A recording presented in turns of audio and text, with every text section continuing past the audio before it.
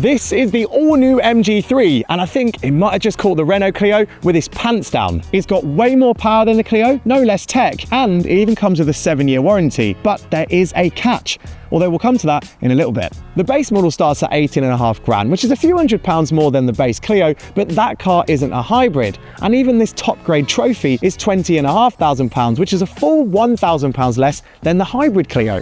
Although if you're still not convinced by this car by the end of the video, you can actually get an even better deal for a Clio on the Cinch app or on our website. First, let's talk about this MG's design. Now, this looks a little bit like a toothless smile, don't you think? I don't think the front of the MG3 looks anywhere near as good as the Clio's, but it's definitely a lot more aggressive than its predecessors. And it also gets a lot of on-trend features like sharp headlights, bit of fake carbon fiber, and of course, fake grills as well. And if you follow me around the side of the car, you'll notice that we have 16-inch alloy wheels with a nice diamond cut finish, but they're absolutely dwarfed by these thick, chunky tires, which should help with the car's ride. And now if you follow me here, we've got 5 doors on this car, and the rear actually is quite big. It's quite a long door, which actually helps with access into the back seats. And then at the back of the car, I would say it's a bit more subtle, quite a lot more so than the front. Looks a bit like an MG3. Yeah, I did just say an MG3 looks like an MG3. What I meant to say was it looks like the old Mazda 3. See? They look near identical. So it's a nice design, albeit one that's not particularly memorable. Sensible on the outside and sensible inside as well, because there is a no-fuss approach to this cabin and a good mix of infotainment touchscreens and proper buttons too. Now, the infotainment system itself does look pretty good. Maybe it's not quite as impressive as the larger screen you get in the Clio, but it's more high resolution and it reacts nice and quickly. It's smartphone-like in its responses. Plus, it's very simple and very intuitive. But there is one issue, and it relates to Apple CarPlay and Android Auto. Now, you do get as standard those features, albeit with wires required, but when you're on Apple CarPlay or Android Auto, if you want to make a change to the climate control system, despite the fact there being a nice and very clear shortcut button down here, if you press it, it doesn't do anything. That's really annoying. You have to go to the home button and then press the climate control button to then bring up the settings, and then you can make your changes. Seems a bit pointless. Why didn't that just work as a shortcut in all settings? At least you have got a nice, useful infotainment screen ahead of me here, or instrument cluster actually, because while the graphics are a bit 2014, it is at least giving me a lot of information, so I don't need to dive back into that to find out how well I'm doing in terms of fuel economy or how much range I've got left in my petrol and electric setup. Elsewhere, we've got a good amount of storage space. I like the fact that you've got this little shelf here for your phone, which is next to your USB-C and USB-A ports, and a 12-volt plug as well. Plus, you've got 2 good cup holders here, which can be turned into more storage room if you take that out. And same goes down here as well. You've got more cup holder space that can be extended if you remove the center. And the armrest here, firstly, it's nice to have an armrest, and secondly, it has some storage space underneath here. Not tons, but definitely usable. The door pockets as well are nice and spacious, good enough for keep cups and water bottles. And actually, I have to shout out the glove box, because this is a good sized glove box. It's not always the case these days.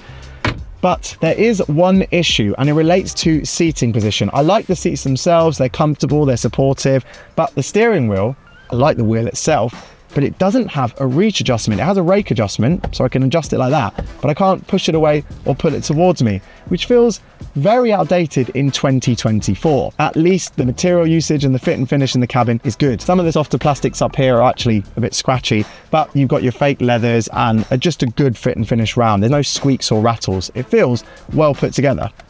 As I said earlier, it's really easy to climb into the back of this car thanks to that quite long door. And once you're in, it is clear that there's an okay amount of space. It's not excellent, but it's okay, because my feet, they can fit comfortably under the chair ahead, even though it's set as low as it will go. And my knees as well have a decent amount of space.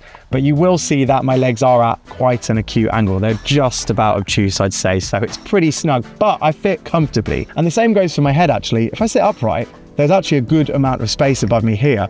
But when I lean back, for me at least, I can feel my head grazing this bulge in the ceiling. I don't know what it does, but it certainly means that I'm slightly squashed up at the back, but only just. And then when it comes to the seats, well, they are spacious, the foam is nice and supportive, and the middle seat is quite wide as well. Although if there's no one sat there, you don't get a middle seat armrest or even access to the boot. So I've got nowhere to put my left arm, but my right arm can at least rest on the door. And in the doors, we have our door pockets, which are just about big enough for a refillable water bottle. I also have noticed that you don't get tons and tons of tech around here. In fact, you get barely any. You've got a USB-C port down there and 2 vents, but you can't control the temperature yourself in the back, which might be an annoyance for some people. But you've got a bit of space to put things in the middle. There's a bit of storage down there, and there's a lot more storage if you use the pockets in the back of the doors. And while you don't get like a proper plastic system to hide the ISOFIX bars away, you get this much cheaper Velcro. It does work, I can't deny, and in a way, it's a bit easier to use. So all that's left to figure out for the inside of the car is how good the boot is. Now here's where the Clio really steps ahead of this MG3, because when you open the boot, yes, there's an okay amount of space in here, but as illustrated by Jamil's Pelly case, which is the biggest bag you can take onto the cabin of an aeroplane, it's not that deep. This doesn't go that far back, and so we don't even think you'd get 4 of these in this boot, because if you stack one on top here, because of the angle of this bench, it's going to poke out and touch the door. So it's not the most versatile boot as is. But then if you look closer, you'll actually spot that parts of the body sort of bend into the boot and kind of compromise on space. There's a bit of an awkward shape there. Okay, yeah, there is a bit of underfloor storage, and that is useful. There's a little space under there for smaller items. But then you notice that the rear bench on this car is all one part, so it doesn't fold in halves like it does on other cars, including the Clio. So if you want to carry 3 people in the car, but also load up the boot, and you need more space than what's available here, well, you can't fold down one seat. You're going to have to put stuff on the rear bench. And guess what? That's not even the biggest catch we mentioned earlier. The catch is this, the gearbox, because this MG3 comes with just 3 automatic gears, which in a world where most cars come with 5, 6 or even 7 gears, well, it feels really lacking. So what does it feel to drive with just 3 gears? Well, I have to be honest, you wouldn't actually notice that it only has 3 gears in most driving scenarios. There is one where you will notice it, but when you're just cruising around, or even as we are now in Milton Keynes, driving up to 60 miles per hour sensibly, you can't tell it. And that's because this car has a lot of electric energy. It is a proper hybrid model, self-charging, but one that has a lot of electric oomph. And that means that when you accelerate, the feeling you get, the thrust you get, is mostly that of an electric car. You can hear the petrol engine in the background, but the sensation is zippy like an EV. It's only when you actually need to pick up the speed and go a lot faster. So for example, if you're powering onto a motorway from a low speed, then the gearbox's issues start to become clearer. The main problem is that because you've got such good electric oomph, when the petrol engine then needs to kick in and take up the strain, often the gearbox then has to drop down 1 gear, but it takes quite a while to do it. It's definitely not the fastest changing gearbox, certainly much slower than the one in the Renault, and that one has more gears to play with. So I can demonstrate that to you now. Now if I just back off a little bit, let's put our foot down. Electric hit, really big hit, and then there's a hesitation from the gearbox, and then you get the thrust. It is a quick car. It will do 0 to 62 miles per hour in 8 seconds, which if you don't know comparative car for that, well, just know that is nearly hot hatch zone. It's definitely warm in performance. With just 3 gears to play with, this nippy setup does have to work a bit harder on the motorway, ensuring that it falls short of the longer-legged Clio Hybrid for combined fuel economy. But only just, because we still averaged an impressive 60 miles per gallon on the drive to our shoot, and with no real effort either.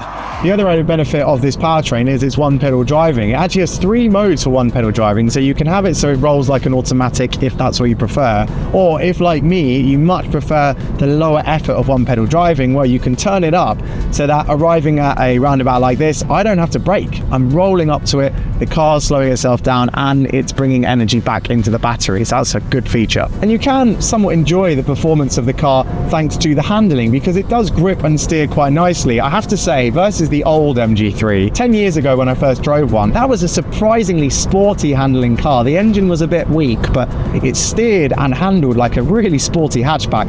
This one is a little bit more planted, a little bit more roly-poly, and a little bit less keen to be sporty, but it's got grip and it's got confidence, and so driving normally, this thing will fill you with confidence of your own. And not being sporty does actually mean it rides better. It's not the most comfortable car in this class. I think a Citroen C3, which is now basically a crossover, well, that definitely rides better. But compared to the Renault, it's not far off. I'd say the Renault slightly edges it, but because this car has its thick tyres and its squidgy rubber, well, that does help it to soak up the bumps. And going over speed humps in town and over big potholes, it smothers them quite nicely. And that ease of use transfers into how easy this car is to live with in town. It's easy to steer it through city streets, and visibility is actually quite good. I've got good chunky door mirrors, but most interestingly and actually most impressively is the camera technology on this car. Not only do I have a good reversing camera, but I also have a 360 view as well, and it's really sharp, and you can also rotate the car on the screen. Plus, if I indicate and I'm going around a narrow corner, the camera will automatically turn on and show me what is in my blind spot. Not only just as a view from the door camera, but also with that big 3D view. It's very helpful. So does that make this a better car overall than the Clio? It all depends whether your priority is refinement or punch for your pounds, because if it's the latter, this MG3 and its more muscular electric setup feels like it's actually ahead. But when it comes to refinement, well, the Clio with its better gearbox and actually more general overall refinement as well, it feels like it wins that battle. And then it looks better, and then you remember the boot is also much more practical as well in the Clio. But the MG is cheaper, of course, so it is a great value offering. Although I have to admit, my heart still definitely leans towards the Clio, and you'll have to watch this video to find out why.